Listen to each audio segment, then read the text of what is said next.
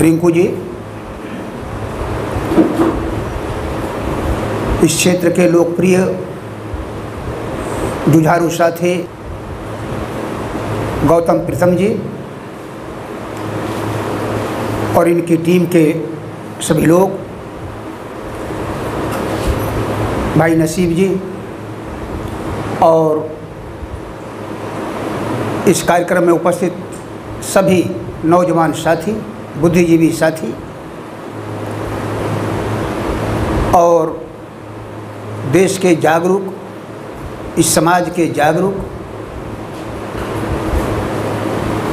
वरिष्ठ नागरिकगण। दरअसल ये वर्कशॉप ऐसे समय में हो रहा है जबकि चुनाव का बिगुल बज चुका है। ऐसे दौर में जबकि देश पर चौतरफा संकट है, अर्थव्यवस्था रसातल की ओर है, जो रोजगार में थे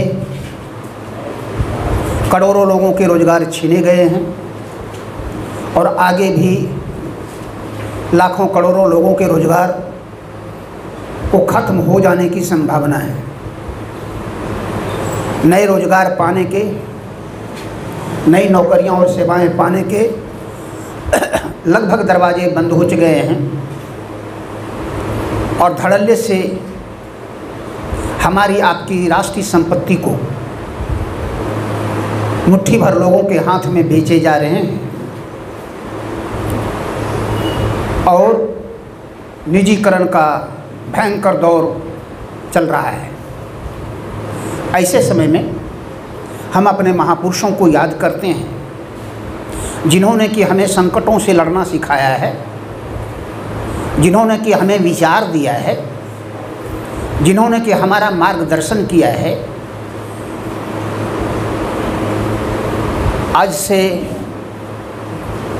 2600-2700 वर्ष पहले हमारे सबसे महानायक, महान पुरुष तथागत बुद्ध ने 6ठी शताब्दी ईसा पूर्व में, आज से 2700 वर्ष पहले जब हम पर संकट आया था, वर्ण व्यवस्था के तौर पर और जाति व्यवस्था के तौर पर, ऊंच नीच के तौर पर और छुआछूत के तौर पर और स्त्री पुरुष के भेद के तौर पर, तो उस समय उन्होंने बिगुल बजाया था समता का, भाईचारा का, प्रेम का, लोकतंत्र का, सबके समान अधिकार का। उन महापुरुष को हम याद करते हैं इस संकट की घड़ी में। इस संकट की घड़ी में हम महान संत कबीर को याद करते हैं, महान संत गुरु रविदास को याद करते हैं, जिन्होंने कि मध्यकाल में आज से 600 वर्ष पहले जब ब्राह्मणवाद चरम शिखर पर था, मुस्लिम शासक था यहाँ, मुसलमानों के शासन के बावजूद ब्राह्मणवाद चरम शिखर पर था, ऊंचाई पर था। ऊंच नीच और छुआछूत की भावना घर घर तक पहुंच चुकी थी। मानव को मानव नहीं मान करके जानवर से भी बदतर सलूक उनके साथ किए जा रहे थे। उस समय इन दो महान संतों सहित अनेक संतों ने अपनी आवाज़ बुलंद की थी और अपने भजनों के जरिए, अपनी कविताओं के जरिए जीवन की परवाह किए बिना, परिवार की चिंता किए बिना उन्होंने हमारी आवाज़ उठाई थी। हम भी मानव हैं, हमें भी सब अधिकार चाहिए। ये बातें उन्होंने बार बार शोषकों के खिलाफ में, दोहन करने वालों के खिलाफ में रखी थी। हम उन्हें आज याद करते हैं। आधुनिक भारत में हम याद करते हैं राष्ट्रपिता ज्योतिबा फूले को और माता सावित्रीबाई फूले को और उनकी पूरी टीम को कि उन्होंने, जिसमें माता फातिमा बेग भी थी, उनको याद करते हैं आज के दिन हम हम उस्मान शेख को याद करते हैं आज, जिन्होंने लड़कियों के लिए स्कूल खोलने हेतु न सिर्फ राष्ट्रपिता ज्योतिबा फूले और माता सावित्रीबाई फूले को उनके पिता द्वारा घर से निकाले जाने के बाद पनाह दी, घर में संरक्षण दिया, उनके रोजी रोटी के बारे में सोचा और स्कूल चलाने में मदद की। जो अभी साथी गीत गा रहे थे समरजीत जी, कि उन्होंने 3500 वर्षों से जिस नारी शिक्षा पर रोक लगी थी, महिला शिक्षा पर रोक लगी थी, उसके लिए पहला विद्यालय इस देश में खोला। शिक्षित समाज कौन सा था इस देश में, जिसको हम सवर्ण समाज कहते हैं, हम जिसको ब्राह्मण कहते हैं, जिसको राजपूत कहते हैं, जिसको भूमिहार कहते हैं, आज हम जिसको कायस्थ कहते हैं, जो शिक्षा के ज़्यादा महत्व को समझते थे, उन्होंने लड़कियों की शिक्षा के लिए कोई विद्यालय नहीं खोला। विद्यालय किसने खोला? एक अंग्रेजों ने मिशनरी स्कूल खोला था और भारतीयों के द्वारा ये खोला गया पहला विद्यालय था 1848 ईस्वी में, जो राष्ट्रपिता ज्योतिबा फूले ने खोला था, जिसमें फातिमा बेग भी एक छात्रा के तौर पर एडमिशन ली थी और इनकी पत्नी राष्ट्रपिता ज्योतिबा फूले की पत्नी सावित्रीबाई फूले का भी एडमिशन उस स्कूल में हुआ था। जजपी की 7 लड़कियों में 2 लड़कियां पिछड़ी जाति की, फातिमा बेग एक 3 और बाकी 4 ब्राह्मण परिवार की थी। यानी ब्राह्मण लड़कियों की शिक्षा के लिए भी ब्राह्मणों ने कोई स्कूल नहीं खोला। ये समझने की ज़रूरत है हमें, ये समझने की ज़रूरत है हमें। और ये स्कूल खोला। आज हम जिन महान नेताओं का नाम लेते हैं, महान सेविकाओं का नाम लेते हैं, महान विद्वत महिला का नाम लेते हैं, वे इसलिए हैं कि इन्होंने स्कूल खोला था और शिक्षा का पदार्पण हुआ था, शिक्षा का प्रादुर्भाव हुआ था। दूसरी महत्वपूर्ण बात यह है, केवल इन्होंने यही बात नहीं की, इन्होंने गुलामगिरी लिखी, इन्होंने किसानों की पीड़ा पर किताब लिखी, किसान का कोड़ा। इन्होंने ब्राह्मण शिक्षक की चालाकी पर किताब लिखी। इन्होंने शिक्षा कैसी होनी चाहिए अंग्रेजों के सामने इन्होंने पत्र लिखा। शिक्षक कैसा होना चाहिए ये इन्होंने पत्र लिखा राष्ट्रपिता ज्योतिबा फूले ने, और उन्होंने हमें समझाया। जो बातें तथागत बुद्ध ने कही थी, जो बातें कबीर ने कही थी, जो बातें संत रविदास ने कही थी, इन्होंने पता नहीं उनको पढ़ा कि नहीं पढ़ा, मैं नहीं जानता, लेकिन इनके अपने बुद्धि विवेक जो कह रहे थे समाज के पक्ष में बोलने के लिए, देश और राष्ट्र के पक्ष में बोलने के लिए, ये बातें इन्होंने रखी वहाँ गुलामगिरी में, और ये बताया हमारी गुलामी का कारण क्या है। गुलामगिरी का मतलब है कि यहाँ के जिनको अछूत कहते हैं, जो आज अनुसूचित जाति कहलाते हैं, जिनको आदिवासी कहा गया, जो अनुसूचित जनजाति कहलाते हैं, जिनको अन्य पिछड़ा वर्ग कहा गया या पिछड़ा वर्ग कहा गया, जिसको शूद्र कहा ब्राह्मण धर्म ग्रंथों में, इनके बारे में इन्होंने कहा कि ये शूद्र और अति शूद्र हैं, ये एक ही वंशज के लोग हैं, जिनको कि पराजित करने के बाद, गुलाम करने के बाद, जिन लोगों को गुलाम बना करके सेवा लिया, घर आंगन में जाने दिया, खेती बाड़ी करवाया, जिनसे अपनी सेवा घर का काम लिया, नौकर बना करके रखा, कहा कि ये शूद्र है। और कहा जिन लोगों से गंदे काम करवाए, जिन लोगों को सजा इसने दिया, वे अछूत हैं और आदिवासी हैं, जिनको अति शूद्र उन्होंने कहा। भारत के जितने धर्म ग्रंथ हैं उसको क्या बोलते हैं ये लोग, आज क्या बोलते हैं, हिंदू धर्म ग्रंथ है, कहता है ना। आप लोग मानते हैं कि हिंदू धर्म ग्रंथ है? आप लोग मानते हैं कि नहीं? मानते हैं। उन धर्म ग्रंथों में हिंदू शब्द कहीं लिखा हुआ नहीं है, वेद में लिखा हुआ नहीं है, उपनिषद में लिखा हुआ नहीं है, रामायण में लिखा नहीं हुआ है, पुराण में लिखा हुआ नहीं है, महाभारत में लिखा हुआ नहीं है, स्मृतियों में लिखा हुआ नहीं है। 12वीं सदी के धर्म ग्रंथों में 12वीं सदी आज से 800 वर्ष पहले तक, 900 वर्ष पहले तक हिंदू शब्द नहीं है किसी भी धर्म ग्रंथ में, किसी भी किताब में दर्ज नहीं है, किसी भी कथा कहानी में भी दर्ज नहीं है। तब लिखा हुआ वहाँ क्या है? ब्राह्मण धर्म, आर्य धर्म, ब्राह्मण धर्म लिखा हुआ है। जी क्या लिखा हुआ है? आर्य धर्म और ब्राह्मण धर्म लिखा हुआ है। अभी ये हिंदू धर्म क्यों बोल रहे हैं? राष्ट्रपिता ज्योतिबा फूले ने जब कहा कि हम हिंदू नहीं हैं, हम यहाँ के मूल निवासी हैं जिनको शूद्र और अतिशूद्र, अछूत और आदिवासी और पिछड़ा वर्ग बना करके रखा है, ये पिछड़ा बना करके रखा है, तब से इसने इसको हिंदू कहना शुरू कर दिया। हिंदू किसने कहा था पहले? हिंदू शब्द किसने कहा? तुर्कों ने कहा। 8वीं सदी में तुर्क जो थे वे सिंधु नदी के इस पार के लोगों को वह हिंदू कहते थे और उन्होंने कहा ये लुटेरा है, चोर है, काला है, ये ठग है, ये बेईमान है, ये शब्द है डिक्शनरी में। हिंदू का अर्थ ये कहा है उसने। पर्शियन ग्रंथ में, पर्शियन व्याकरण में ये बातें दर्ज है, क्योंकि फारसी में, पारसी जो भाषा है उसमें हौ शब्द का उच्चारण होता है स्व के बदले, दंत स्व जिसको कहते हैं, इसके बदले में हौ शब्द आता है, इसलिए सिंधु से हिंदू हो गया। ये बातें वो दर्ज है।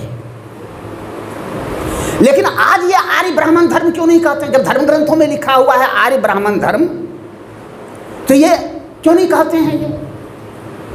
क्योंकि परिस्थिति बदल गई है। जिन दिनों उनकी चलती थी सामंतवाद था, अब ब्राह्मण उसके राजा प्रधानमंत्री होते थे, उनके न्यायाधीश होते थे राजा के कोर्ट में, उन दिनों उन्हीं का शासन था, इसलिए चलता रहा।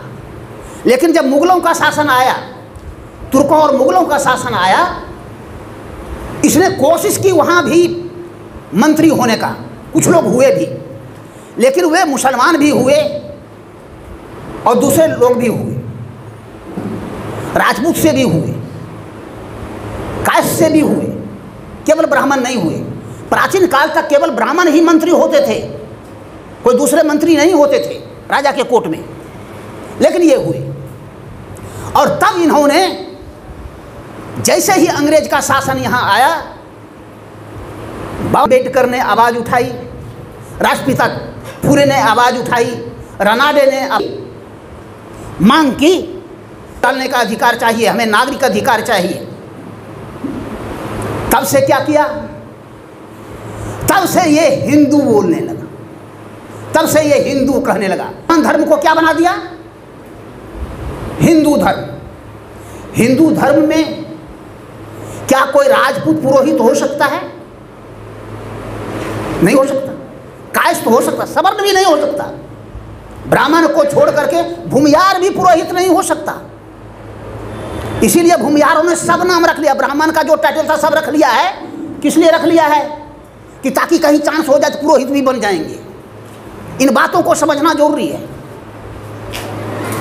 ये सब ब्राह्मण थे। भूमियार क्या थे? ये सब ब्राह्मण थे पहले, जो बौद्ध धर्म में आए थे। बौद्ध धर्म से पलट करके इसने जब फिर से ब्राह्मण धर्म स्वीकार कर लिया, तो बौद्ध मठ की जितनी जमीन थी, बौद्ध मठ की जितनी जमीन थी, सब कब्जा कर लिया। इसलिए देखिएगा भूमियार जहाँ भी है वो धन संपत्ति वाला, खेती बाड़ी वाला ज़्यादा है, रख लिया। अपना तो लिया ब्राह्मण धर्म, लेकिन इसको ब्राह्मणों ने कभी नहीं माना, इसको द्वैत दर्जा ही दिया। ये बात आज भी उनको मलाल देता है कि हम ब्राह्मण होते हुए भी ब्राह्मण क्यों नहीं है। इन चीज़ों को समझना जरूरी है। हमें दो चीज़ समझना होता है। पहला ये कि हम कौन हैं, और दूसरा यह है कि हमारा दुश्मन कौन है, हमारा शत्रु कौन है, हमारा विरोधी कौन है, हमारा शोषक कौन है, हमारा अपमान करने वाला कौन है। इसको समझना होता है हमें। और इसको समझने के लिए हमें सबसे पहले मैं आऊँगा कि हम जो हिंदू कहलाते हैं, मान न सम्मान मैं तेरा मेहमान, जी, मान न सम्मान और मैं तेरा मेहमान। भाई मैं आपका मेहमान हूँ, अब मान सम्मान दिया नहीं। आज भी सुदरबा कहता है, आज भी सोलकन कहता है, आज भी जब थोड़े भी अधिकार मिलने होते हैं तो वो विरोध करता है, रोड पर आ जाता है। लेकिन जब मुसलमानों के खिलाफ में खड़ा करना होता है, दंगा फैलाना होता है, तब क्या कहता है? हम तुम भाई भाई, हम तो हिंदू हैं भाई, चलो लड़ने, मुसलमानों को पराजित करो। ये मुसलमानों को क्यों पराजित करना चाहते हैं? क्योंकि इनकी बात वो नहीं मानते हैं, क्योंकि इनके ब्राह्मण धर्म को वो नहीं मानते हैं। उनका अपना धर्म है, उनकी अपनी संस्कृति है। ये जो ठग का व्यापार चलाते हैं धर्म के नाम पर, ये उसको नहीं मानते हैं, ये पहली बात है। लेकिन यही मूल कारण नहीं है, मूल कारण एक दूसरा है। इस देश में मुसलमान मुट्ठी भराया, मुट्ठी भराया, तुर्क भी मुट्ठी भराया और मुगल भी मुट्ठी भराया, कुछ हजारों में। आज ये करोड़ों में कहाँ से आ गए भाई? जनसंख्या के आधार पर पाकिस्तान बन गया, बांग्लादेश बन गया, मुस्लिम बहुसंख्यक के आधार पर। भारत में भी 17 से 20 करोड़ के बीच में इनकी आबादी है। इतने मुसलमान कहाँ से आ गए? ये कौन है? हजार लोग करोड़ों में बदल जाए, ऐसा तो हो नहीं सकता है, ऐसा तो हो नहीं सकता है। जनसंख्या में ये सवर्णों के बराबर हैं, जनसंख्या में ये सवर्ण जाति जितने हैं 15%, उससे ज़्यादा ही ये हैं। इतना प्रतिशत कहाँ से आ गया? ये हमारे बाप दादे के लोग हैं जो अछूत थे, उन्होंने इस्लाम को धर्म ग्रहण किया। जो पिछड़ा वर्ग के लोग थे, इन्होंने मान सम्मान के लिए इस्लाम को ग्रहण किया। जो आदिवासी लोग थे, उन्होंने इस्लाम को ग्रहण किया। सब हमारे डीएनए और खून के लोग हैं। उसके 95% लोग इस खून से गए हुए लोग हैं, यहाँ के शूद्र और अति शूद्र हैं जो मुसलमान बने हुए हैं। इसलिए एक चीज़ आप देखिएगा, जो नफरत इनका मुसलमानों के प्रति है, उनके विकास के प्रति है, वही नफरत हमारे दलितों के प्रति है, वही नफरत पिछड़े वर्गों के प्रति है, वही नफरत आदिवासियों के प्रति है, वही नफरत ईसाइयों के प्रति है। इसको समझने की जरूरत है, इसको समझने की जरूरत है। ये बात, ये चीजें साबित करती है, जब हमें नागरिक को अधिकार मिलता है, आरक्षण का अधिकार मिलता है, विकास का चांस मिलता है, अवसर मिलता है, ये विरोध में खड़े हो जाते हैं। उसी प्रकार विरोध में खड़े हो जाते हैं जैसे मुसलमानों के विरोध में खड़े हो जाते हैं, जैसे ईसाइयों के विरोध में खड़े हो जाते हैं। क्योंकि ये जानते हैं, हम नहीं जानते हैं, लेकिन वे जानते हैं कि ये कौन है। वे जानते हैं कि ये यहाँ के मूल निवासी हैं, ये यहाँ के ये दलित पिछड़ा लोग हैं, आदिवासी लोग हैं, यही लोग गए हैं इस्लाम में, और इसलिए उनसे घृणा करते हैं। ये कौन है? अब है कि अगर ये बातें आज है तो इसका मूल कहाँ है? इसके ये जो इतिहास है, इसका मूल इतिहास क्या है? आज से 10,000 वर्ष पहले इस देश में भूमध्य सागरी जाति आई, अल्पाइन जाति के लोग आए, यानी दक्षिण अफ्रीका से चल करके घूमते हुए समुद्र के किनारे किनारे सिंधु के तट पर भी पहुँचे और हिंद महासागर के तट पर भी पहुँचे, और इस देश, इस भूभाग पर हम लोग बस गए और हम लोग आपस में मिल गए। हम लोगों ने सिंधु सभ्यता को जन्म दिया। हम लोग द्रविड़ थे, हम नागवंशी थे, हम द्रविड़ लोग हैं, हम नागवंशी लोग हैं, हम वृषभवंशी हैं। और हम लोग उस समय यह विभाजन हमारे बीच में नहीं था, जो SC ST OBC कहते हैं, ये विभाजन नहीं था उस समय। हम लोगों ने जो सभ्यता निर्माण किया 1,500 ईसा पूर्व में, आज से 3,500 वर्ष पहले, 3700 वर्ष पहले यहाँ पर इंडो आर्यन लोग आए। इंडो आर्यन का मतलब ब्राह्मण, आर्य ब्राह्मण यहाँ आए। ये क्या थे? इनको बुद्धि और ज्ञान नहीं था, ये बर्बर थे, ये शिकारी थे, ये खेती नहीं जानते थे, पशुपालन नहीं जानते थे, ये केवल शिकार जानते थे और दूसरे को लूट करके खाना जानते थे। इन्होंने हमारी सभ्यता को नष्ट कर दिया। हमारे जितने विकसित लोग थे, पढ़े लिखे लोग थे, उनकी हत्या कर दी। इस देश में पहला जो चित्राक्षर लिपि है, जो लिपि कहते हैं, जो भाषा लिपि कहते हैं, वो लिपि कहाँ मिली हमें? हड़प्पा सिंधु सभ्यता में मिली है, जिसको पढ़ा नहीं जा सका है अभी तक। उसको ख़त्म किया इसने। उस समय ये बर्बर थे, हमारी सभ्यता को ही नहीं नष्ट किया, इसने धन संपत्ति सब चीज़ पर कब्जा कर लिया, हमारा मान सम्मान छीन लिया। धन संपत्ति कब्जा किया और मान सम्मान छीन लिया, और मान सम्मान छीन करके हमें क्या कहा? हम आदमी को क्या कहा? कहा ये दास है, दस्यु है, असुर है, नाग है, पिशाच है, निशाचर है। ये ऋग्वेद में लिखा हुआ है। ऋग्वेद में, ऋग्वेद आप में से कोई पढ़ा है? नहीं पढ़ा। ऋग्वेद की सैकड़ों ऋचाओं में ये लिखा हुआ है, इन असुरों को पराजित करो, इन नागों का धन हमें दे दो, इनकी गाय छीन करके हमको दे दो, इनका पशु हमें दे दो। 99 से अधिक किला बंद बस्तियाँ थी हड़प्पा सिंधु सभ्यता में। कहाँ पाकिस्तान है आज? पेशावर, अफ़गानिस्तान का पेशावर का इलाका, वहाँ से लेके पूरा पाकिस्तान तक, ये जो सिंध के काठियावाड़ तक, गुजरात के काठियावाड़ तक, और यहाँ पर कानपुर से सटा हुआ इलाका जो पूरा है, वो पूरा इलाका, वो पूरा सभ्यता का 99 किलाबंद बस्तियाँ थी, जिसको इसने तोड़ा है, जो ऋग्वेद में लिखा हुआ है। अब ऐसा नाम दे दिया कि हमारे लोगों को, आज हमारे लोग भी गाली के रूप में उसका इस्तेमाल करते हैं कि नहीं? कोई बदमाशी करता है, चोरी करता है, डकैती करता है, हत्या करता है, क्या कहते हैं? राक्षस है, असुर है, कहते हैं कि नहीं कहते हैं? ये है मालिक की भाषा, जो हमारे पूर्वजों को गालियां दी इसने, दास, दस्यु, असुर, नाग, राक्षस कह करके। हम भेद नहीं कर पाते हैं कि ये ऐसा क्यों कहता है।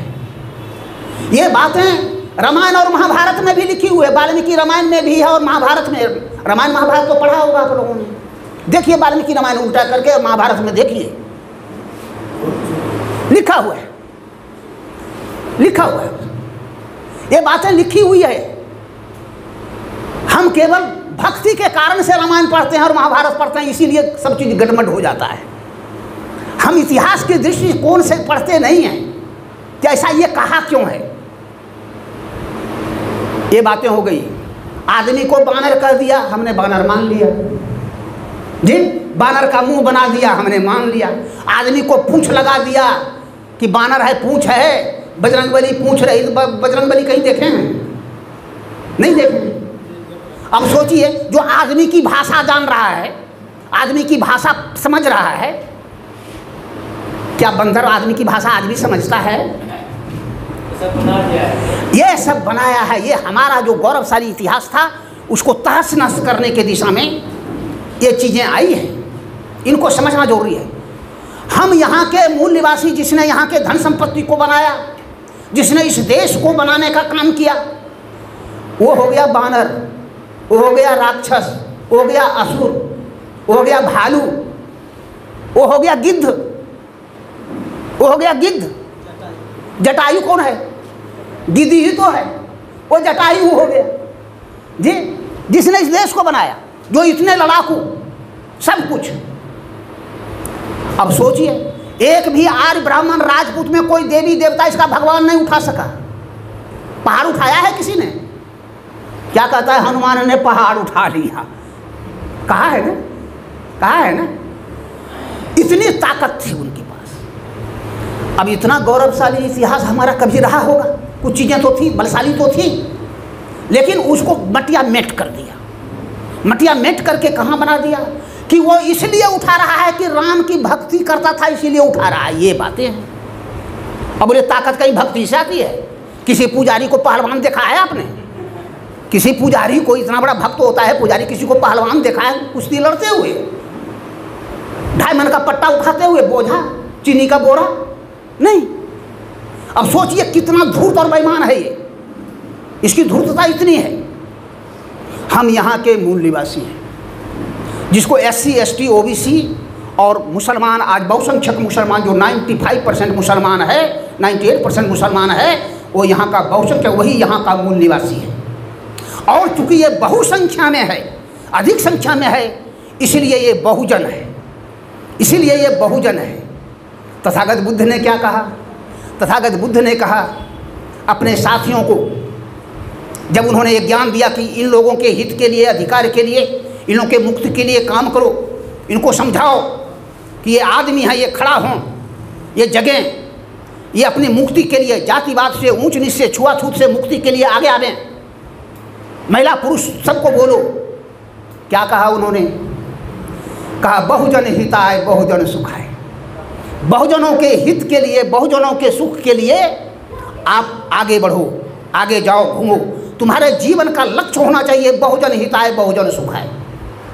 कहा यह काम करते रहोगे, तुम्हारा मोक्ष, तुम्हारी मुक्ति, तुम्हारा यश अजर-अमर हो जाएगा। ये बातें उन्होंने कही। और इसलिए बहुजन शब्द वहाँ से आया। मायावती जी ने बहुजन शब्द का अर्थ केवल दलित के अर्थ में कर दिया। उससे भी बढ़ करके घटिया काम क्या हुआ कि केवल चमारों के लिए कर दिया। ये एक बहुजन का अर्थ वहाँ क्या है? बहुजन का अर्थ वहाँ है SC माइनॉरिटी, महिला और पुरुष। तब सर्वजन क्यों नहीं कहा? तथागत बुद्ध जैसा महामानव, उन्होंने सर्वजन क्यों नहीं कहा? क्योंकि वो जानते ये कि आर्य ब्राह्मण की संस्कृति धूर्तों की संस्कृति है, बेईमानों की संस्कृति है। ये वेद ढकोसला है, झूठ है, झूठ का पुलिंदा है। ये यहाँ के बहुसंख्यक लोगों पर शासन करने का औजार है। कहा महाभारत रामायण उसी की कथा है, गाथा है। और कहा कि ऐसे धूर्त लोगों के पास तुमको जाने की जरूरत नहीं है। जो लोग समाज को ठगने वाला हो, बेईमानी करने वाला हो, लूटने वाला हो, हत्या करने वाला हो, जो झूठा हो, जो बेईमान हो, जो ठगने वाला हो, कहा कि इनको समझाने की कोई ज़रूरत नहीं है। आप बहुजनों को समझा दो, बहुजन इकट्ठा हो जाएंगे, वो लोग अपने आप समझ जाएंगे। कहा बहुजन इकट्ठा हो जाएंगे। हमारे साथियों को बड़ा दर्द होता है। क्या दर्द होता है? दर्द ये होता है इतना बेईमान है, सारी व्यवस्था है, कैसे बदलेगा? अब सोचिए, एक तरफ आर्य ब्राह्मणों की विशाल संस्कृति और दूसरे तरफ तथागत बुद्ध खड़े हैं। एक व्यक्ति और उनके 5 भिक्षु साथी, 6 लोगों ने मिलकर के प्रयास किया और भारत को बदल दिया। भारत में बौद्ध धर्म का डंका बजा दिया, समता लोकतंत्र का डंका बजा दिया, यज्ञ करना बंद हो गया, पशु हिंसा बंद हो गया, नारी जो है निकल करके आने लगी आश्रम में, बौद्ध बिहार में शिक्षा ग्रहण करने लग गई, घूमने लग गई। आप सोचिए, वो पुरानी बातें हैं। हम आते हैं आधुनिक काल में। एक राष्ट्रपिता ज्योतिबा फूले और उनकी पत्नी सावित्रीबाई फूले जी ने, राष्ट्रमाता सावित्रीबाई फूले ने स्कूल खोला। स्कूल खोला क्या? सत्यशोधक समाज क्या बनाया? झट से ब्राह्मणवाद का दयानंद सरस्वती सामने आ गया। क्या बनाने के लिए? क्या बनाने के लिए आ गया? आर्य समाज। 1873 में सत्यशोधक समाज बनाते हैं वो, कार्यकर्ता के प्रशिक्षण के लिए। और 1875 में आर्य समाज बना करके दयानंद सरस्वती सामने आ गया। वेद की ओर लौटो, क्या नारा दिया?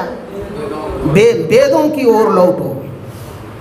और क्या कहा कि सबको संस्कार कराओ, सबको जनेऊ दो, जनेऊ दो। उनको भी ब्राह्मणों ने मारने का प्रयास किया और अंततः मार दिया विष खिला करके। क्योंकि ब्राह्मण अपने तो जनेऊ पहन सकता था, अपनी पत्नी और बेटी को कभी जनेऊ नहीं पहनने दिया। जी, ब्राह्मण पुरुषवादी सत्ता है, ब्राह्मणवाद पुरुषवादी सत्ता है। अपने जनेऊ पहन लिया, लेकिन अपनी बहू बेटी को भी अपनी पत्नी को भी जनेऊ नहीं पहनने दिया, तो भला वो शूद्रों को जनेऊ कैसे पहनने देता, वो दलितों को जनेऊ कैसे पहनने देता? तो उनको भी मार दिया, दयानंद सरस्वती को भी मार दिया। आप सोचिए उनको खड़ा होना। राष्ट्रपिता ज्योतिबा फूले अपार कष्ट सह करके घर से निकलना पड़ा। इनकी पत्नी के कपड़े पर गोबर छींटे पड़ते थे, गालियाँ दिया जाता, भद्दी गालियाँ दी जाती थी, तब भी इन्होंने स्कूल नहीं छोड़ा। और आज हम लोग जो यहाँ इकट्ठे हैं, इनके जो राष्ट्रपिता ज्योतिबा फूले हैं, राष्ट्रपिता ज्योतिबा फूले हैं, इनके पुण्य प्रताप से, इनके कार्य से, इनके कर्मवाद के कारण से हम यहाँ खड़े हैं। और एक बाबा साहब उस समय छोड़ दें, बाबा साहब जिस समय खड़े होते हैं, छत्रपति साहू जी महाराज जी ने जो कहा वो तो राजा से कर सकते थे, लेकिन बाबा साहब डॉक्टर अम्बेडकर एक अछूत परिवार में पैदा हुए, पढ़ा लिखा काबिल हुए। वे जब अपनी बात कहने लगे, दूसरे तरफ कौन थे? जवाहरलाल नेहरू, महात्मा गांधी जैसे, राष्ट्रपति राजेंद्र प्रसाद जैसे लोग, एक से एक लोग खड़े थे। गोलवलकर आरएसएस के जनक, ये लोग खड़े हैं। अब दूसरे तरफ क्या है? डॉक्टर अम्बेडकर खड़े हैं। वे लोग ब्राह्मणवादी हैं। ये जो पुरातन व्यवस्था थी उसमें थोड़ा बहुत परिवर्तन करके आगे बढ़ना चाहते थे, थोड़ा बहुत परिवर्तन चाहते थे। और डॉक्टर अम्बेडकर आमूलचूल परिवर्तन करना चाहते हैं। एक अकेला व्यक्ति खड़ा होते हैं, पढ़ते लिखते हैं, पत्रिका निकालते हैं, लड़ते हैं, संघर्ष करते हैं। गांधी के आंख में आंख डाल करके, उंगली डाल करके चुनौती देते हैं, गांधी आप गलत हो। जिस समय गांधी का जय जयकार पूरे देश में फैल रहा था, उस समय गांधी के आंख में उंगली डाल करके डॉक्टर अम्बेडकर कह रहे थे आप गलत हो, आप वर्ण व्यवस्था का पोषक हो, जाति व्यवस्था का पोषक हो, आप इसके पोषक हो, आप यहाँ के बहुजन लोगों के पक्ष में नहीं हो सकते हो, आप पिछड़े वर्ग के पक्ष में नहीं हो सकते हो, आप दलितों के पक्ष में नहीं हो सकते हो, आप आदिवासियों के पक्ष में नहीं हो, आप महिलाओं के पक्ष में नहीं हो। जो वर्ण व्यवस्था, जाति व्यवस्था का समर्थन करता है वह महिला के पक्ष में भी नहीं है। ये बात साफ साफ समझना चाहिए हमें। अब सोचिए, जब हिंदू कहलाने वाले लोग, ब्राह्मण धर्म को मानने वाले लोगों के बीच के लोग अधिकार को नहीं देने के लिए तैयार है, तो मुसलमान और ईसाई को ये क्यों देंगे? ये तो मुस्लिम विरोध और ईसाई विरोधी हैं। गांधी जी का प्रार्थना सुने हैं आप लोग? नहीं, वैष्णव जब तो उनका प्रार्थना है नहीं, वो तो दूसरे ने कहा था, रघुपति राघव राजा राम। उसमें ध्यान नहीं दिया है। गाते हैं हमारे बहुत लोग इसमें से बैठे होंगे जो गाए होंगे, आप लोगों ने ध्यान उसमें नहीं दिया है। रघुपति राघव राजा राम, पतित पावन सीताराम, अल्लाह ईश्वर तेरो नाम। जी, राम का ही नाम अल्लाह ईश्वर है, इसलिए हे मुसलमानों आप राम को मानो, है ना। अल्लाह को क्यों मानते हो? अल्लाह भी तो यही है, अल्लाह ईश्वर तेरो नाम, सब नाम तुम्हारा ही है, राम नाम सत्य है, तो इसलिए राम नाम सत्य हो गया। जी, राम नाम सत्य हो गया ना भाई। राजनीति करने के लिए आदमी को नाटक करना होता है। ये नाटकबाज लोगों ने तय किया है कि नाटक करना है, सच बात नहीं बोलना है। अब बोलिए, जो राम शंभुक शूद्र की हत्या करता है, जो अहिल्या के साथ बलात्कार करता है, जो शूर्पणखा का नाक कटवाता है, जो तारिका का सुबाहु का वध करता है, महिला का वध करता है, जो रामा करवाता है, जो अपनी गर्भवती पत्नी को भी इंसाफ नहीं दे सकता है, वो हमारा पतित पावन कैसे हो सकता है भाई? गांधी जी कौन बोलेगा इस बात को? गांधी जी कौन बोलेगा इस बात को? ये बात तो आपको बोलनी पड़ेगी ना। आप राष्ट्रपिता हो, महात्मा हो, महात्मा होकर झूठ क्यों बोलते हो कि पतित पावन है? महात्मा होकर झूठ तो नहीं बोलना चाहिए ना, महानायक होकर के झूठ तो नहीं बोलना चाहिए ना। इसलिए बाबा साहब डॉक्टर अम्बेडकर ने आंख में आंख डाल करके, उंगली डाल करके चुनौती दी गांधी जी को कि आप न सच बोलते हो न अहिंसक हो। अहिंसक नहीं है कैसे पता चला गांधी जी का? चोरा चोरी कांड होता है, आंदोलन चल रहा होता है, कांग्रेस का फैसला होना चाहिए था कि चोरा चोरी घटना होने के बाद आंदोलन स्थगित करते हैं, गांधी जी ने अपने तरफ से स्थगित कर दिया। जी, अब उसमें इतने लोग मारे जा रहे हैं आंदोलन में, संघर्ष कर रहे हैं, जेल जा रहे हैं, और आपने आंदोलन स्थगित कर दिया क्योंकि वहाँ के चोरा चोरी के किसानों ने विद्रोह कर दिया था, किसानों ने स्टेशन जलाया था। और किसान विद्रोह का ये विरोधी थे, किसान आंदोलन करना चाहते थे। आंदोलन किसान का वही होगा जो हमारे नेतृत्व में चलेगा। अगर किसान स्वतंत्र रूप से चलेगा तो हम उसको नहीं चलने देंगे। ये गांधी जी का अहमदाबाद में कपड़ा मिलों में ये हुआ था, हड़ताल हुआ था।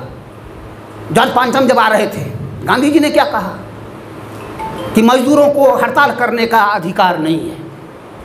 वहाँ के नगर निगम के कर्मचारियों ने, नगर पालिका, उसमें नगर पालिका कहलाता था, मुंबई के नगर पालिका ने हड़ताल आयोजित किया। ये सफाई कर्मियों ने कहा कि ये अधिकार इन सफाई कर्मियों को नहीं है कि वो हड़ताल पर जाए, नहीं जाए।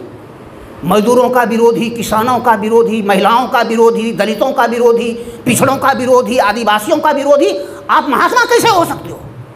आप हमारा राष्ट्रपिता कैसे हो सकते हो? सवाल यहाँ है। इसलिए बाबा साहब डॉक्टर अम्बेडकर ने उनको चैलेंज किया। राष्ट्रपिता ज्योतिबा फुले ने ब्राह्मणवाद को चुनौती दी, बाबा साहब डॉक्टर अम्बेडकर ने ब्राह्मणवाद को चुनौती दी। क्यों चुनौती दी? क्योंकि जो मूल कारण था 3500 वर्ष जो हमको गुलाम बनाया, पहले आर्य ब्राह्मणों ने जमीन छीन लिया, जायदाद छीन लिया, सम्मान छीन लिया। आप बोलिए, यहाँ पर बैठे हुए नौजवान, कोई ब्राह्मण साथी हैं? कोई ब्राह्मण साथी इसमें हैं? नहीं है। एक भीख मांगने वाला ब्राह्मण, अनपढ़ ब्राह्मण, और एक MA PhD इंजीनियर या डॉक्टर, पिछड़ा और शूद्र दलित बराबर है इस देश में? क्या बराबर इस देश में है जी? क्योंकि वह भीख मांगने वाले ब्राह्मण का प्रवेश हर जगह है। जहां जाएगा उसको सम्मान सहित पानी देगा, बैठाएगा कि आप ब्राह्मण हैं, और हमको पूछेगा तुम्हारी जाति क्या है। जैसे रविदास देखेगा ये चमार है, इसको नहीं सटने देना है, इसको ज़्यादा सम्मान नहीं देना है। हमारा राष्ट्रपति तिरुपति के मंदिर में गया, सीढ़ी पर बैठा दिया पति पत्नी दोनों को, कोई लज्जा नहीं आई, उनको भी लज्जा नहीं आई। लेकिन ये इस देश की हकीकत है। एक भिखमंगा ब्राह्मण भी गया तिरुपति मंदिर में, अंदर में जाके पूजा किया, लेकिन भारत का राष्ट्रपति चूंकि दलित है, अछूत है, वह गया उसको सीढ़ी पर बैठा दिया। जो संविधान का, जो भारत का प्रथम नागरिक है ना, भारत का प्रथम नागरिक है। क्या और उदाहरण देने की जरूरत है? सैकड़ों उदाहरण है हमारे पास। यह इस देश में संविधान लागू होने के बाद भी, लोकतंत्र लागू होने बाद भी, लोकतांत्रिक सरकार बनने के बाद भी, चुनने के बाद भी ये दशा समाज में मौजूद है। ये हमारे नेता को उनका नाम लेकर के रेकार से बोलता है, और उनके अपने नेता को क्या बोलता है? बाबू कह करके, फलना बाबू, चिलना बाबू। ये स्थितियां हैं हमारी। हमारे नेता भी इतने हैं, ये अपमान प्रूफ हैं। हमारे नेता लोग कैसे हैं? अपमान प्रूफ। इनको गाली दे दीजिए, इनको बात कह दे, इनको आलोचना करते, ब्राह्मणवाद लात से मारे, इनको कोई सम्मान नहीं दे, तब भी ये बिना हरि नाम लिए काम उपाय नहीं चलने वाला है जी। बिना सवर्ण नाम लिए उपाय चलने वाला नहीं है। ये तो स्थितियां हैं। हम जो निचले जनप्रतिनिधि हैं, MLA हैं, MP हैं, इनको हम नहीं देखते हैं। जब कुएं में ही भांग पड़ी हुई है बाहर ऊपर में, तो इन पर हम क्या कहेंगे हैं? जब इनके बड़े नेता ही भांग के नशे में डूबे हुए हैं, तो मैं इनसे अपेक्षा क्या कर सकता हूँ? बाबा साहब डॉक्टर अम्बेडकर ने, राष्ट्रपिता ज्योतिबा फुले ने जो हमें रास्ता दिखाया है, मान्यवर काशीराम साहब ने जो हमें रास्ता दिखाया है, वो रास्ता क्या है?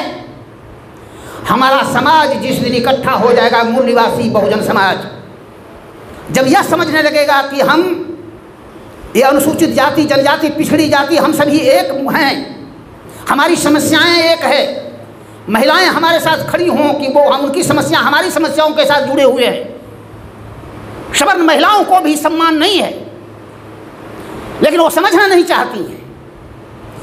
वो लड़ेंगी तो अपने घर में लड़ लेगी, लेकिन हमारे साथ लड़ने सामने नहीं आएगी कि साथ चल करके लड़ेंगे हम मुक्ति की लड़ाई। हमारी कोशिश क्या होगी? हमारी कोशिश ये होनी चाहिए कि हम संविधान में जो बातें लिखी हुई है, जो अधिकार हमारे लिए दिया हुआ है, सामाजिक न्याय का अधिकार, आर्थिक न्याय का अधिकार, राजनीतिक न्याय का अधिकार, समानता, अवसर की समानता, प्रतिष्ठा की समानता, इसमें से कुछ भी हासिल हमारे पास नहीं है। संविधान में जो बातें वर्णित है हमारे लिए, जो अधिकार मिले हैं, फंडामेंटल राइट्स में, मौलिक अधिकार में जो अधिकार हमें मिले हुए हैं नागरिक के बतौर, वो अधिकार हमें आज तक मिले नहीं। सवर्णों ने उस पर कब्जा कर रखा है, धूर्तता की है, बेईमानी की है, विधायिका ने बेईमानी की है, कार्यपालिका ने बेईमानी की है, न्यायपालिका ने बेईमानी की है, मीडिया के लोगों ने बेईमानी की है हमारे साथ, क्योंकि सभी जगह पर उन्हीं का कब्जा है। रिंकू जी ने बताया है, प्रतिशत में आपको बताया है, मैं उन बातों को दोहराऊंगा नहीं।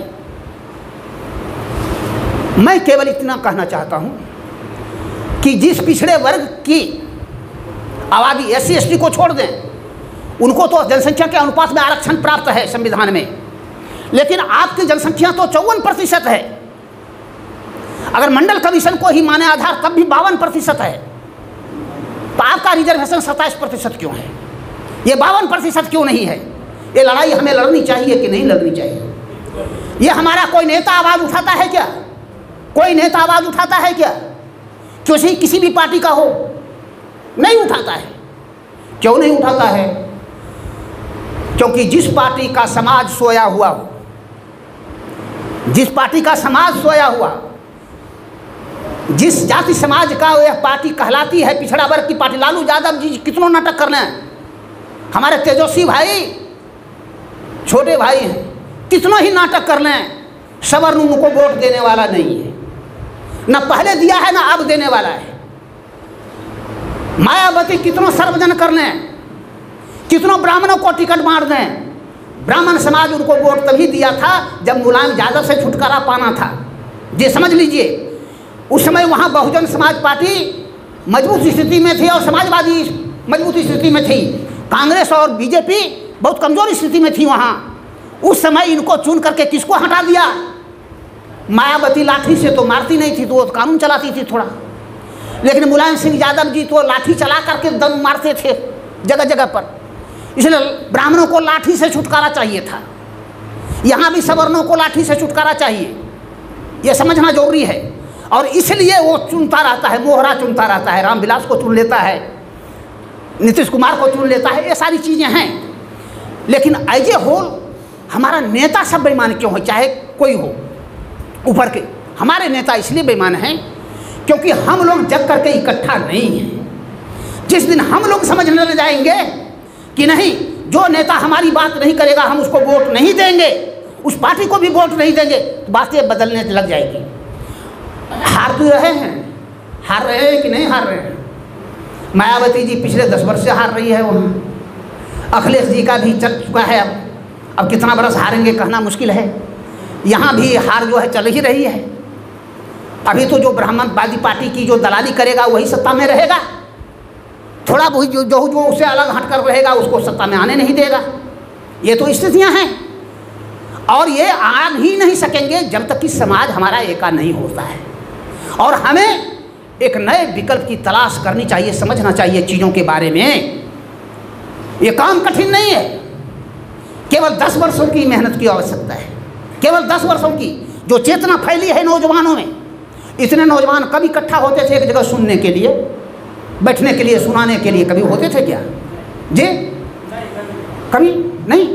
किसी पॉलिटिकल पार्टी ने प्रशिक्षण कार्यक्रम रख करके अपने लोगों को समझाने की कोशिश की है क्या? नहीं नहीं। मजदूरी की लड़ाई कर दे सकता है, इसकी लड़ाई कर दे सकता है, उसमें नेतृत्व कर दे सकता है, लेकिन आप जगे नहीं, आप समझे नहीं, आप में राजनीतिक चेतना नहीं आए, आप में सामाजिक चेतना नहीं आए, इसलिए वो प्रशिक्षण कार्यक्रम नहीं चलाते हैं। और यही वह कारण है कि हमारे लोग थोक के भाव बिकते हैं। थोक के भाव, मैं अभी तुरंत चर्चा कर रहा था उनसे कि आज एक मुखिया के इलेक्शन में जितना खर्च होता है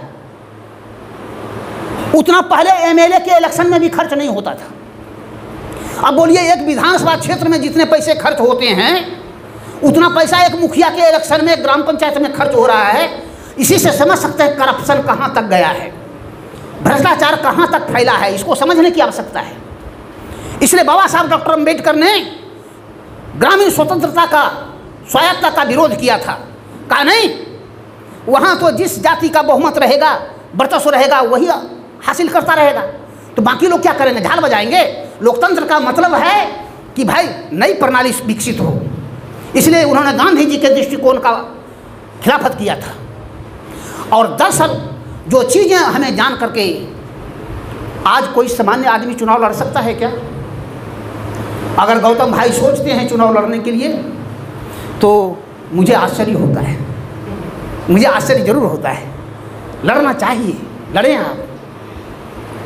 चूँकि अगर आंदोलन आप समझते हैं कि चुनाव के जरिए हम आंदोलन को विकसित करेंगे, अपने लोगों के बीच में समझ विकसित करेंगे, तो आपको आंदोलन जरूर करना चाहिए, आपको चुनाव जरूर लड़ना चाहिए, जरूर लड़ना चाहिए चुनाव। पैसे की चिंता छोड़, पैसे की चिंता छोड़।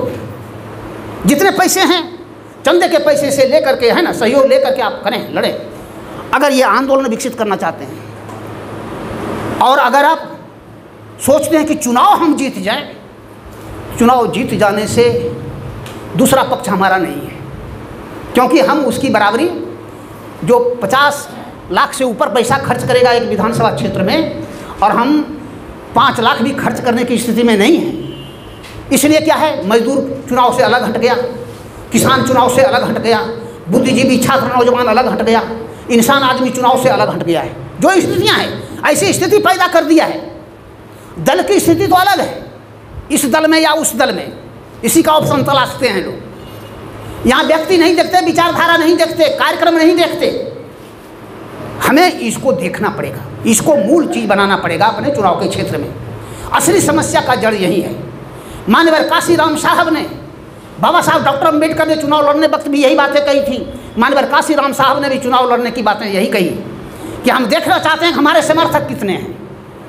चुनाव में जीत हार नहीं, हम देखना चाहते हैं कि कितने लोगों तक हमारी बातें जा रही हैं जी। और इसलिए इसका टेस्ट है कि हम चुनाव लड़ करके देखेंगे। और चीज़ें प्रयोग में आया, आज तक विकल्प बन नहीं पाया। जो विकल्प मान्यवर ने बनाया था, मायावती जी ने अपने स्वार्थ के कारण, पारिवारिक स्वार्थ के कारण सबको ख़त्म कर दिया। वो मिशन की पार्टी रही नहीं, ख़त्म हो गई। इसलिए जो चीज़ें हैं, हमें मिशन की पार्टी बनानी होगी हमें। और अब यूपी से कोई भी मामला हल नहीं होना है, 2 जगह से नहीं होना है, महाराष्ट्र से नहीं होना है, जहाँ आरपीआई बाबा साहब ने बनाया था, वहाँ भी बिकने और बिकने का खेल जारी है, बेचने और बेचने का खेल जारी है। और उत्तर प्रदेश में भी यही स्थिति है, वहाँ से भी कोई विकल्प बनने की संभावना नहीं है। अगर भीम आर्मी के कोई साथी यहाँ बैठे हुए हों, तकलीफ नहीं मानना, वहाँ से कोई विकल्प आने की संभावना नहीं है। अगर विकल्प बनाना है तो बिहार को बनाओ आप। बिहार में भारी संकट है, बिहार में भारी संकट है। यहाँ पर अगर हम बना सकते हैं, पूरे बिहार को इकट्ठा कर सकते हैं, यहाँ के बहुजनों को, यहाँ के मूल निवासियों को इकट्ठा कर सकते हैं, इस आधार पर आमने सामने लड़ाई हो, साफ साफ लड़ाई हो कि हमें सवर्णों का वोट नहीं चाहिए, वे हमारे शत्रु हैं, वे हमारा दुश्मन है, वे हमारे सभी अधिकारों के विरोधी है, नहीं चाहिए, हमें केवल अपनों का वोट चाहिए।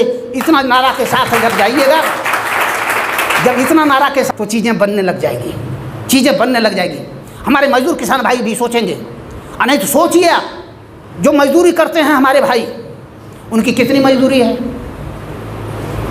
उनकी मजदूरी कितनी है?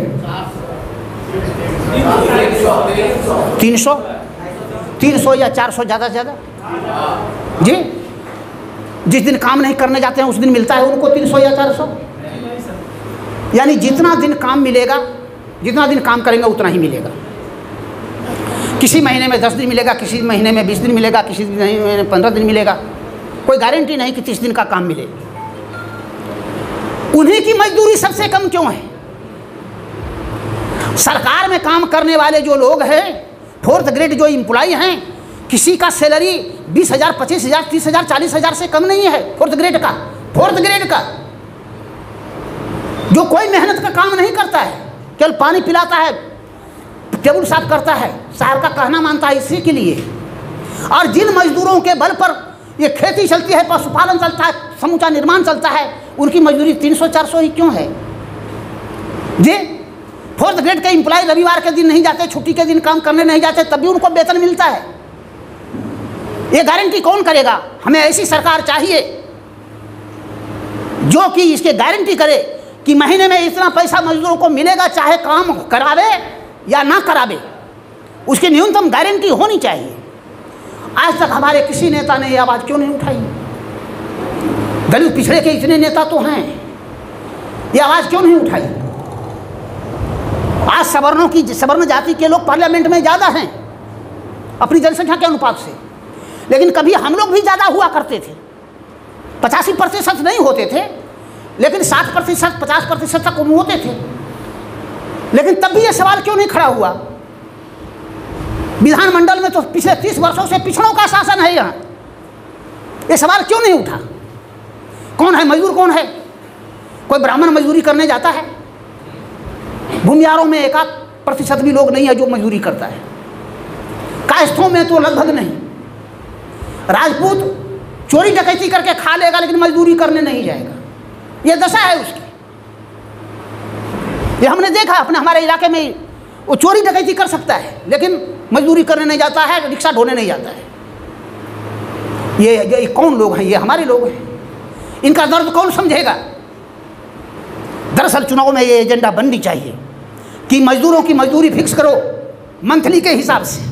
ये न्यूनतम मजदूरी इसकी होनी चाहिए जितना फोर्थ ग्रेड एम्प्लॉय के लिए आपने तय किया है, जितना चतुर्थ वर्गीय कर्मचारी के लिए किया है, उतना मजदूरी इसका तय करो।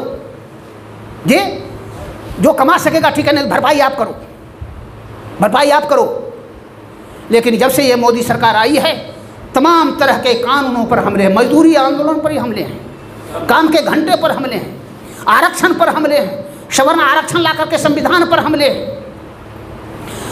इनके आवाज़ इनके खिलाफ में नहीं जाए, उनको पकड़ करके जेल भेजे जा रहे हैं। इस संकटपूर्ण स्थिति में हम अपने महापुरुषों को याद करने आए हैं। और बहुजन दृष्टि का मतलब है, मूल्यवासी बहुजन दृष्टि का मतलब है कि हम अगर इकट्ठा हो सके, यह देश बदलेगा। और यह बदलने की जिम्मेवारी बिहार वालों की अब है, बिहार वालों की यह जिम्मेवारी है। उसमें भी जो भागलपुर जिला है, बांका जिला है, खगड़िया जिला है, जमुई जिला है, मुंगेर जिला है, हम लोग इन जिलों में काम कर रहे हैं। हमारी कोशिश है कि ये जिले अगर खड़े हो जाएं तो पूरा बिहार खड़ा हो जाएगा हमारे साथ, हमारे साथ पूरा बिहार खड़ा हो जाएगा। मॉडल तो प्रस्तुत करें, हम मॉडल तो प्रस्तुत करें। इसलिए भाइयों, नौजवान दोस्तों, बुद्धिजीवी साथियों, पढ़े लिखे लोगों, किताबी ज्ञान स्कूलों के कॉलेज के जो हैं वो हैं नौकरियों में डिग्रियों के लिए उसका इस्तेमाल होता है, उनका इस्तेमाल व्यवहारिक जीवन में बहुत कम है। बाबा साहब डॉक्टर अंबेडकर सहित तमाम हमारे महापुरुषों ने जो बातें हमें सिखाई है, छत्रपति साहू जी महाराज जी ने जो बातें सिखाई है, राष्ट्रपिता ज्योतिबा फुले ने जो बातें सिखाई है, अब्दुल कयूम अंसारी साहब ने जो बातें हमें सिखाई है, अगर उसको समझ सकें हम, अगर मुस्लिम भाई आज भी इसको समझ सकें, उन पर आफत इसलिए है कि पासमानदा जो मुसलमान है वहाँ से समुचित संख्या में पढ़ लिख करके लोग आगे नहीं आ सके हैं। उनके हित अधिकार को आगे बढ़ाने का काम जिस दिन करना शुरू करेंगे और हमारे साथ एकजुटता हो जाएगी SC ST OBC माइनॉरिटी की, इस देश की कोई ताकत नहीं है जो हमें रोक सकता है सत्ता में आने से और संविधान को बचाने से। लेकिन उसका जो औजार है हमारे पास, जितना हद तक हम रामायण महाभारत वेद पुराण कुरान इन चीज़ों को कम तवज्जो देंगे और जितना अधिक हम संविधान को आगे रख करके काम करेंगे, उतनी ही हमारी तरक्की होगी। इस बात को समझना चाहिए। ये जो किताबें रखी हुई है, इन किताबों को पढ़ें आप। ये मनुस्मृति भी देखा यहाँ है, पढ़ें कि हमारे लिए क्या दुर्दशा थी। बोलने पर कैसे जीवा काट ली जाती थी, सुनने पर वेद कैसे कान में शीशे और तांबे के वो ढाल दिए जाते थे, कैसे बहुत दूरी से ही काम करने की बातें इजाज़त थी, कैसे दलितों को घर में रहने की इजाज़त नहीं थी, वो कहाँ रहेंगे, गहवर में रहेंगे। गहवर उसको कहते हैं जो कि खाई होता है, पहाड़ों के नीचे जो खो होता है, उसमें बड़े देखिए मनुस्मृति में लिखा है। शूद्रों के लिए क्या भोजन देगा? जूठा भोजन, कहता उचिष्ट भोजन, बचा हुआ और जूठा भोजन। कपड़ा कैसा पहनेंगे? जो मालिक का दिया हुआ कपड़ा होगा। कपड़े भी, इनके पास धन नहीं होंगे, इनका धन क्या होगा? गद्दा बिल्ली गधा और बिल्ली जो है इनका धन होगा, कुत्ता धन होगा। शूद्रों का धन क्या दिखाया, देखिए मनुस्मृति पढ़कर लिखा। ऐसा कर तो नहीं सका कभी, क्योंकि हमारी संख्या अधिक थी, लेकिन कोशिश उसने बार बार की है। अधिकारों से वंचित रखने का, न्यायपालिका से, राजपाट से, धन दौलत से महरूम करने का मतलब है, उसे अलग करने का मतलब यह था साफ साफ कि भाई ये विपन्न रहेगा तो हमारे यहाँ जाके दरबारी का। भूखा आदमी जानते हैं, भूख के कारण लोग भीख मांगते हैं, भूख के कारण। सम्मान नहीं रहने के कारण भीख मांगते हैं और भूख के कारण मांगते हैं। इसलिए जो चीज़ें हैं हम लोगों को समझना है, जानना है। आज के दौर में हम एक प्रयोग कर सकते हैं, आगे बढ़ सकते हैं। और ये गौतम जी केवल चुनाव का मामला नहीं है, ये तो अनवरत चलने वाला कार्यक्रम है। एक बात मैं कहना चाहूँगा कि जब भी इस तरह का वर्कशॉप हो, कार्यक्रम हो, तो नोटबुक रहना चाहिए सभी साथियों के हाथ में, एक एक कलम रहना चाहिए। पहले से इंतजाम करके रखें हम, है ना। हाँ, नहीं वो नहीं, नोटबुक का मतलब है पैड, नोट पैड जो होता है वो रहना चाहिए। और ताकि जो साथी कुछ नोट करना चाहें, और जब मुझे बुलाते हैं, एक जनसभा में भाषण करना अलग है, लेकिन वर्कशॉप में जब बुलाते हैं तो ब्लैक बोर्ड और ये भी रहना चाहिए कुछ। आगे से हम लोग ख्याल रखेंगे इसका। और मुझे लगता है कि मैं धन्यवाद करना चाहता हूँ गौतम भाई को कि आपने ये कार्यक्रम आयोजित किया, जबकि आप चुनाव लड़ने वाले हैं। आपको तो चुनाव के दौर में प्रचार में रहना चाहिए, नहीं कार्यक्रम में रहना चाहिए, लेकिन अपने साथियों को प्रशिक्षण करने के लिए, कुछ बातें कहने के लिए, उनसे संवाद करने के लिए आपने मुझे बुलाया। आपको धन्यवाद। और अपने सभी महापुरुषों के प्रति श्रद्धा और सुमन मैं अर्पित करता हूँ। आप साथियों को धन्यवाद करता हूँ कि आप लोगों ने पेशेंस पूर्वक सुना। अगर कुछ बातें बुरी लगी होगी, अन्यथा लगी होगी, तो हमसे संवाद कर लीजिएगा। मेरा फ़ोन नंबर नोट कर लीजिए, 9199 को भी चैलेंज करता हूँ। धन्यवाद।